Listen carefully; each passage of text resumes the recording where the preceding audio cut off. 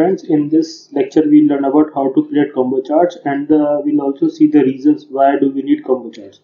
Now you see, if in this graph the quantity values are the values with the sold quantity of the product, and these are the revenue generated. When we need to show both of these values in the graph, what happened that these values are quite low and these are quite high, and let us see what happens. I select this data and have Alt F1 and I have my default chart. Now see, in this default chart the small values are the quantity, blue color, and the big values are red colors.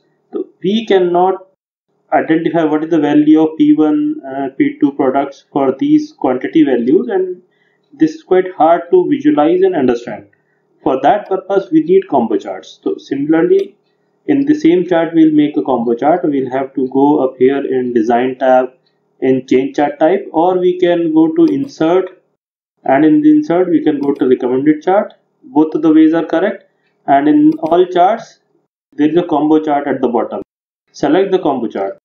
Now we'll draw the first chart. For our very purpose we'll draw the chart. What we'll do is, there is a first item is the product and second is the revenue. So what we'll do is, the revenue, the quantity, we'll make it as a line. In front of quantity we'll select it as line, right? So here is the line. Lot of options are in line. We'll select line with marker so that dotted points can be identified for the product value. We select this line, and the revenue we select it as the clustered bar. We'll select this bar as clustered columns. We select these columns like this. Now you see, columns are quite high as the revenues are there, but this P1, P2, P3 value here for quantity are very low. A line is there. For that, what we'll do is, in front of quantity we'll make it as a secondary axis. So what happened on the right hand side, the values for the line comes up 0, 100, 300, and on the left hand side 0, 1000, 2000, 4000 values comes up in this manner, and we'll say okay. Now the bar is created. You can see, let us make it some beautifications add to it so that it would be easily identifiable.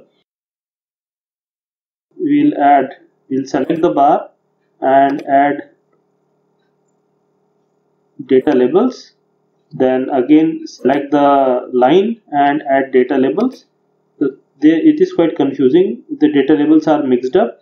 So first of all, what we do is, we'll select these data labels, click on this, go to home and make them bold, and increase the size to, let us say, 11, so that they will be quite properly visible.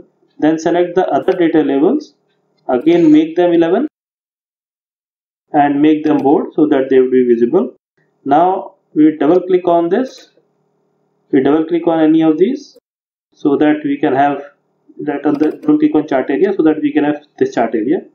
Now we'll select the bar, and in the bar we'll reduce this width of the bar so that they find them little widen up, and after that we'll select the bar data series values, and in the last there is an option called like center or inside. We put them center so that they come in the center of the bar. The values come in the center of the bar, right?